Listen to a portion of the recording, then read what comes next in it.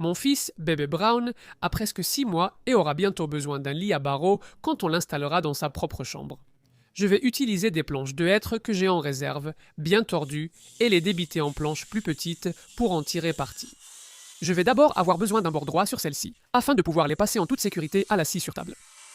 Pour moi, le hêtre est le bois idéal pour les projets bébés.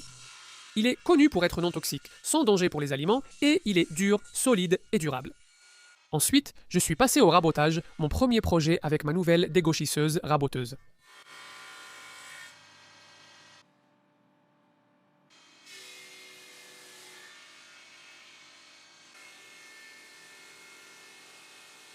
J'aurai aussi besoin de nombreuses fines pièces comme lattes. Je les ai coupées en surdimensionnées et en plus grande quantité que prévu.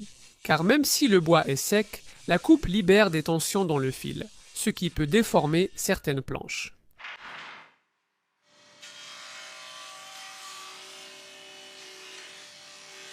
Rien que le processus de rabotage pour ce projet m'a pris toute une journée. Je vais d'abord fabriquer les panneaux, qui feront aussi office de pied pour le lit bébé, et les pièces du cadre auront des coins à onglets.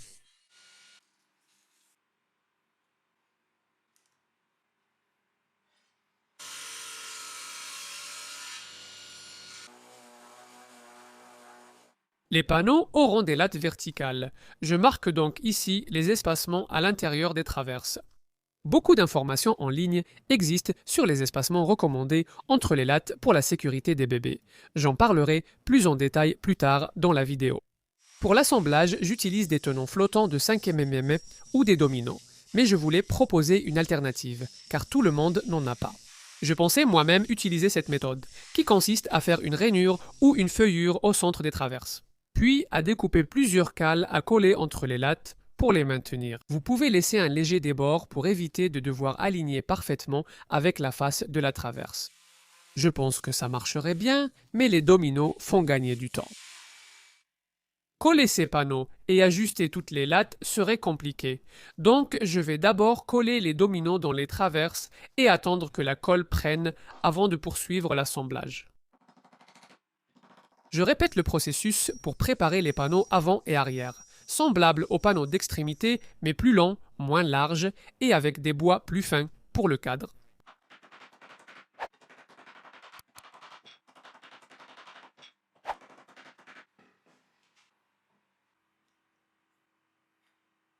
Pour assembler les coins en onglets, j'utilise 2 dominos de 8 mm pour garantir leur solidité.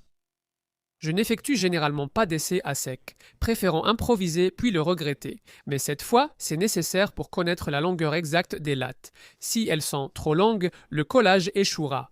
Trop courtes, il restera de vilains espaces. Une calibreuse à tambour aurait été utile, mais penser 4 lattes à la fois sur une surface plane a un peu accéléré le travail. Comme c'est pour un bébé, il ne doit y avoir ni bord tranchant ni écharde. J'ai donc utilisé une fraise à chanfreiner sur la défenseuse pour arrondir les coins des 4 côtés.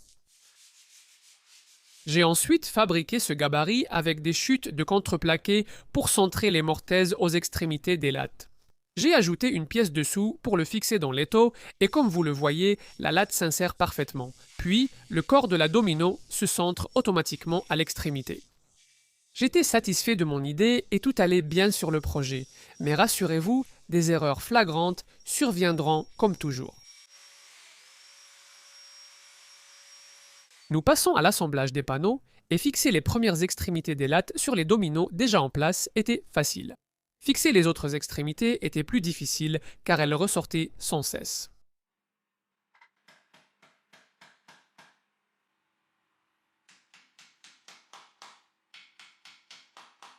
Ensuite, j'assemble les coupes d'anglais et mes desserts joints.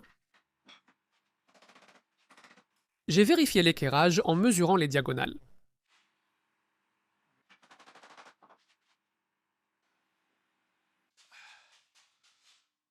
C'est un nouveau jour et je viens de découvrir un problème. À l'origine, quand j'ai fait un dessin pour ce projet, j'avais prévu le lit autour d'un matelas de 60 par 120 cm, ce qui correspond à peu près à la taille standard d'un lit bébé. et c'est censé durer environ 2 à 3 ans en moyenne.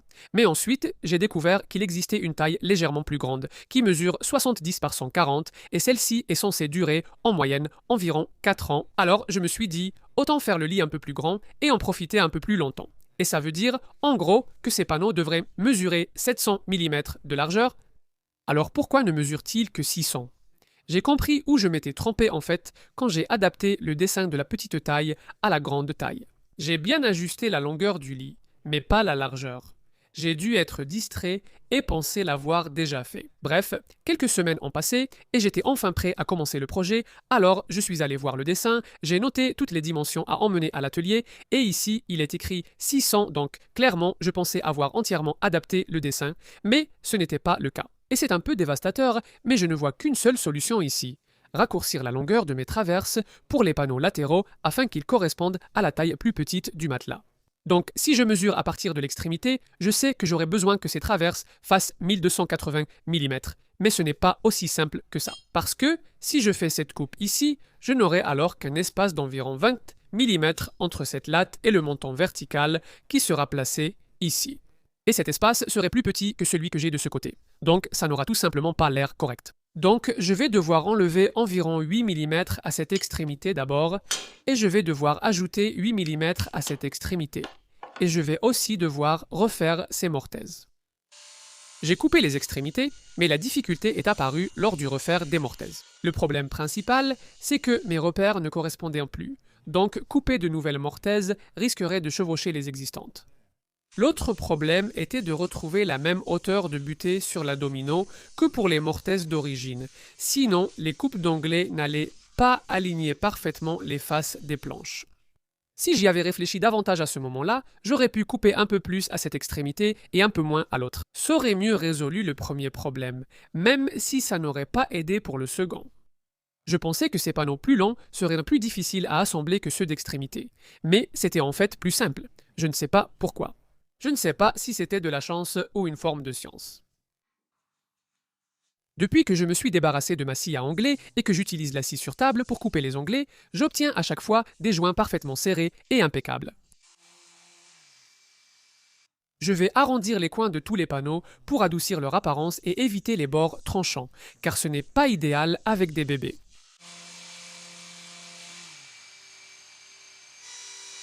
Je vais aussi chanfreiner les bords des panneaux.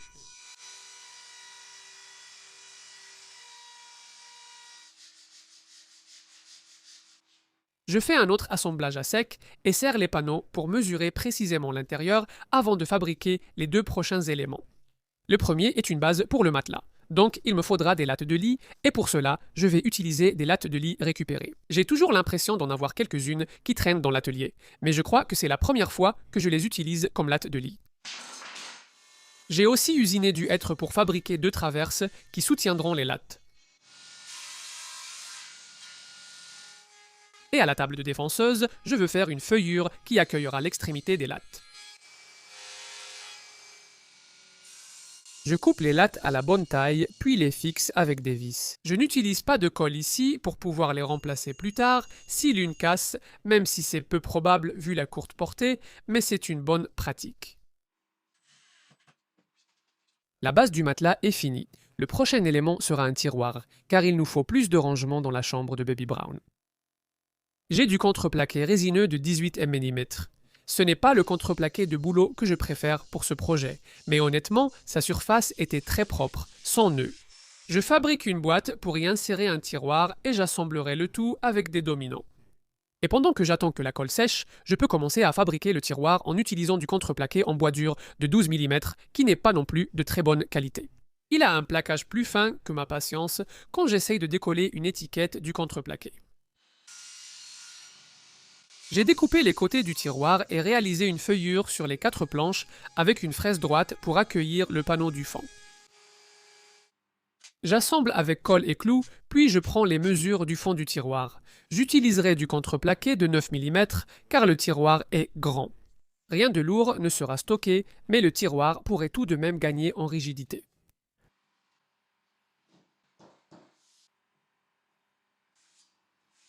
Je vais réutiliser ces lattes pour faire la base du fond du tiroir. Cela restera invisible une fois le lit bébé installé, mais offrira un soutien supplémentaire, évitant l'affaissement et créant de l'ombre sous le lit.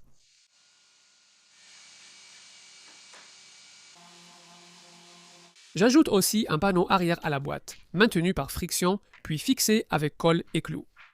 En réalité, ajouter cela aussitôt était une erreur, car plus tard j'aurai besoin d'accéder à l'intérieur du caisson, ce qui compliquera l'assemblage. Je suis allé chercher des coulisses de tiroirs à extension totale de 550 mm pour pouvoir les installer.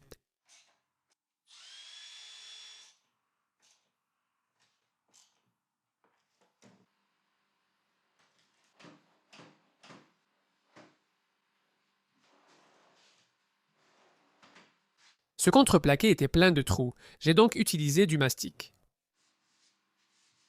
Je vais teindre le contreplaqué en chêne foncé pour que la boîte du tiroir à l'intérieur du lit contraste avec le hêtre clair. J'utilise une teinture libérant disponible à l'eau ou à l'alcool dans les mêmes couleurs. Je préfère la version à l'eau car elle fonctionne mieux sur le bois tendre et est moins irrégulière. Je l'applique au pinceau, puis j'essuie l'excédent, et ensuite j'applique 3 couches de vernis à base d'eau par-dessus la teinture pour la protéger. Une fois sec, et entre chaque couche, je ponce légèrement avec du papier abrasif à l'eau grain 400 avant d'appliquer la suivante. J'ai encore usiné du hêtre pour la façade du tiroir, d'une épaisseur de 12 mm et choisi un motif en miroir avec le veinage du bois ici. Et je chanfreine aussi les bords de cette pièce.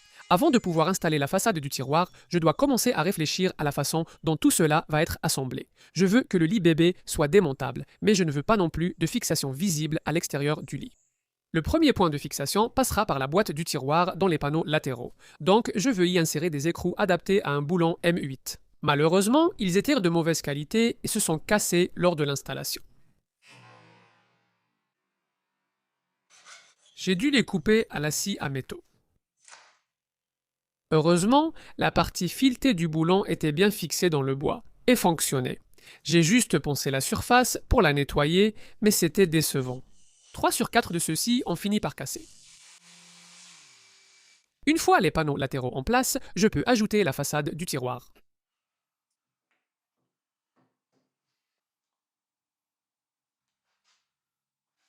Les rails latéraux suivants ont été usinés en même temps que la façade du tiroir pour avoir la même épaisseur.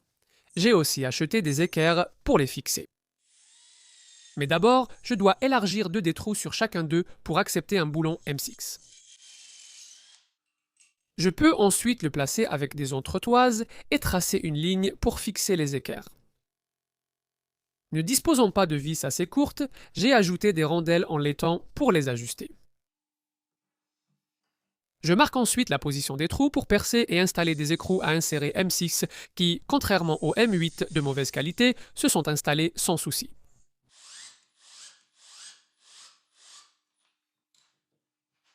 Je souhaite que la base de mon matelas soit ajustable sur 3 hauteurs, donc je marque ici où installer les supports. Ainsi, en grandissant, nous pourrons baisser le matelas dans le lit. Je veux que 2 pièces soient identiques, donc je les serre ensemble pour percer un trou à chaque extrémité. Elles sont aussi chanfreinées et je peux ajouter d'autres inserts filetés M6 pour les préparer à l'installation. J'ai acheté ces fixations pour assembler les panneaux latéraux aux extrémités. Elles permettront de transformer le lit de bébé en lit pour tout petit quand bébé brun grandira, en retirant simplement les panneaux latéraux.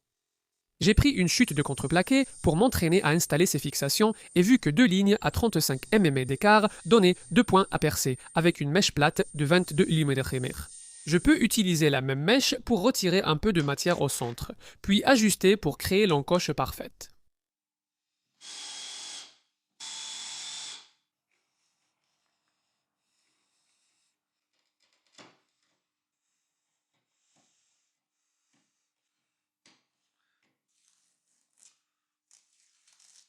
L'un de ces boutons avec une pointe était fourni dans le kit afin qu'il puisse être fixé sur l'un des supports de boutons, puis le panneau peut être mis en place et je le frappe avec un maillet. Pour créer une indentation à percer pour installer les boutons.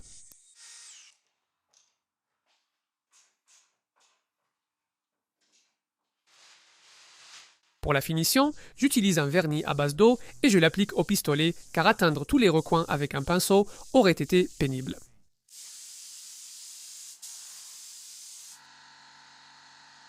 Après la première couche, je ponce au grain 400, puis applique une deuxième et une troisième couche. J'ai utilisé beaucoup de vernis, ce qui m'a fait gagner du temps. J'ai apposé ma marque au bas du tiroir, puis il était prêt à être installé.